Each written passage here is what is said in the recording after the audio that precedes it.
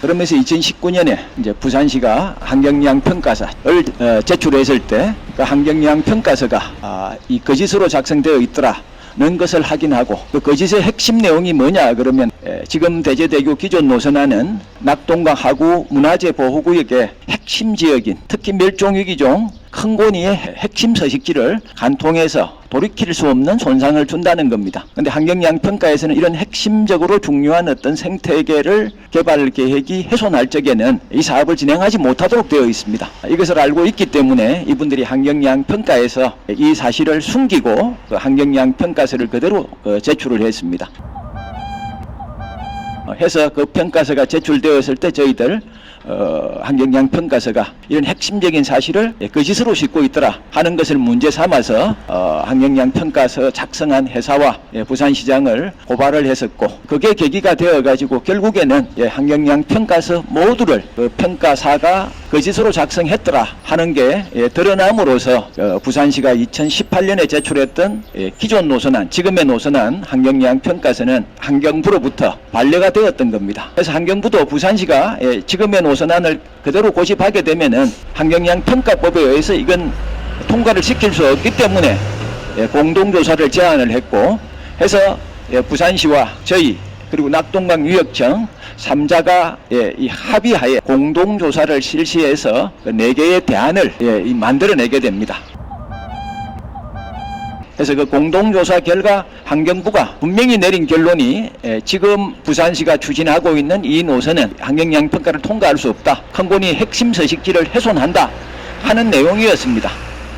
해서 부산시도 그 대안을 받아들이지 않고는 대제대교 건설이 어렵다는 것을 알고 있기 때문에 마지못해 작년 12월에 환경부가 제시한 4개의 대안 중에 가장 나쁜 대안들을 모아서 그 대안을 수용한 환경영향 평가서를 제출을 했습니다. 그런데 문제는 그렇게 제출한 환경영향 평가서를 한 달이 안 되어 가지고 철회를 하고 맙니다.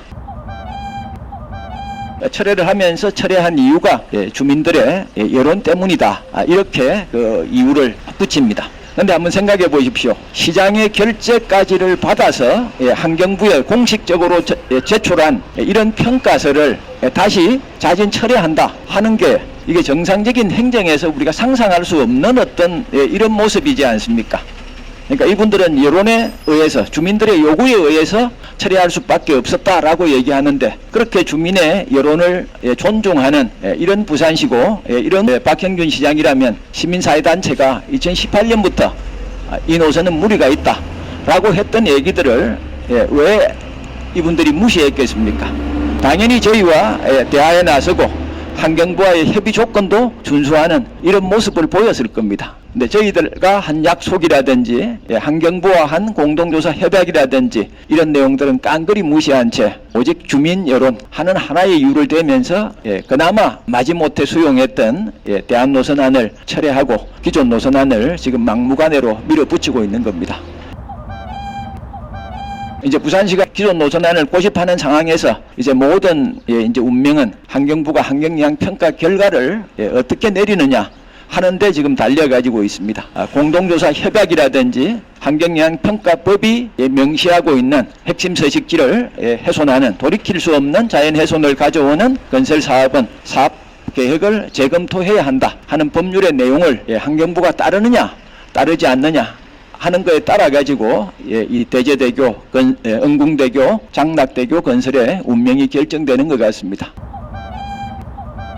저희들이 이제 특히 염려하는 것은 윤석열 정부 들어와서 얼마 전 설악산에 케이블카 건설이 허가되지 않았습니까? 설악산은 여기 낙동강 하구보다도 더 강력한 보호법으로 보호받는 이런 지역입니다. 저희 지금 대제대교가 지나가는 지역은 문화재 보호법으로 천년기념물로 지정된 지역입니다. 한 개 법으로 보호를 받고 있는데 설악산 같은 경우는 국내법 4개 더하기 유네스코의 생물권 보존지역 하는 5개 법으로 우리나라에서 가장 강력한 보호법으로 보호받고 있는 이런 지역입니다. 근데 그런 지역에서의 개발 사업마저 환경청이 정치적 압력에 굴복해서 건설을 허가한 이게 우리의 현실입니다. 이런 상황에서 지금 낙동강 유역 환경청도 아마 엄청난 압력을 받고 있으리라 하는 것들은 저희들 어렵지 않게 짐작할 수 있습니다. 그래서 이런 상황에서 환경부가 권력에 굴하지 않는 국가가 부여한 권리와 책임에 따라서 사실과 법률에 근거해서